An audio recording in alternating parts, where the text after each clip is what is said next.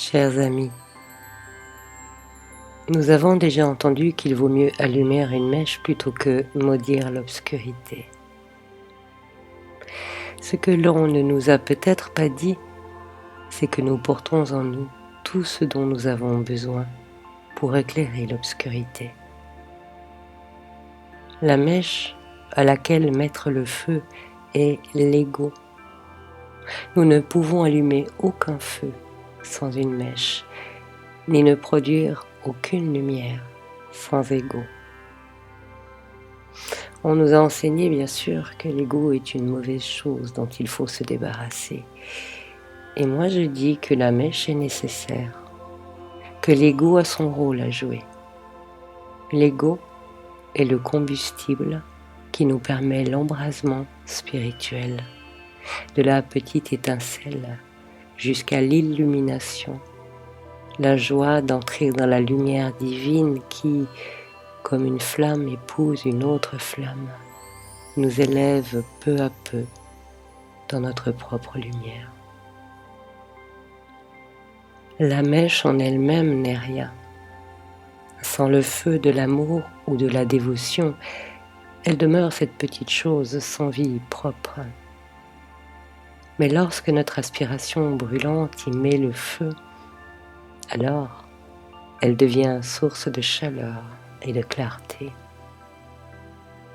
L'ego doit exister pour que la flamme de notre cœur puisse naître et s'élancer vers les infinis potentiels de notre croissance. L'ego doit exister pour se consumer petit à petit, alors que nous cheminons sur la voie de notre destinée. Si nous rejetons l'ego, nous rejetons la mèche, et jamais nous ne pourrons prendre feu ni produire de lumière. Si nous acceptons l'ego comme une nécessité, comme on accepte la pluie, le vent ou le froid, alors nous avons sous la main le meilleur des combustibles et l'opportunité d'allumer en nous des feux de joie. Soyons heureux de posséder cet ego qui nous permet de brûler à travers lui tout ce que nous ne sommes pas, tout ce que nous ne serons jamais, tout ce qui nous alourdit, tout ce qui nous trompe, tout ce qui doute, tout ce qui a peur, tout ce qui est trop sûr. C'est cela, le feu de joie. C'est cela, la danse de la flamme qui crépite et vacille, accrochée à la mèche de notre ego, une mèche que nous offrons à sa morsure en signe de célébration. Une mèche incandescente et candide, innocente mais non point naïve, qui peut allumer d'autres mèches à son tour, tout autour d'elle, comme une flamme épouse une autre flamme. Et dans la chaleur de cette flamme, tout ce qui pourrait encore résister à la divine étreinte se mettra à fondre peu à peu, afin qu'il ne reste de nous que la flamme pure et nue.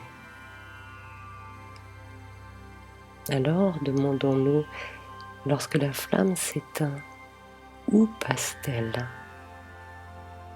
Le feu est un mystère. Il brûle dans nos entrailles en nous faisant don d'une chaleur corporelle constante. Ce feu-là, nous ne le voyons pas, mais nous le ressentons. Lorsque la flamme s'éteint, elle transfère toute son énergie dans un plan invisible, le plan d'où elle a surgi à l'aube de notre vie. Aussi bien, nous retrouvons ainsi notre foyer, le réceptacle de notre flamme.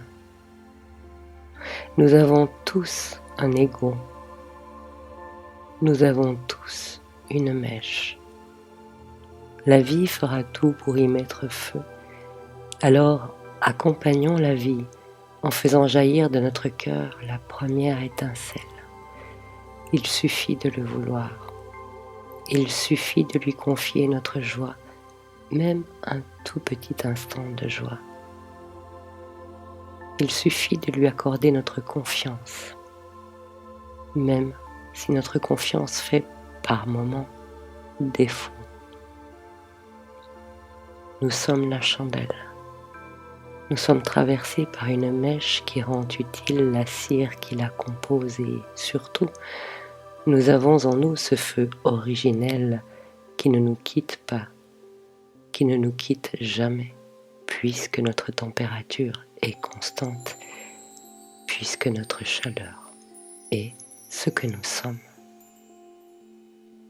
Alors, allumons la mèche et dansons devant le mur du monde où nous projetons de notre réalité le théâtre des ondes.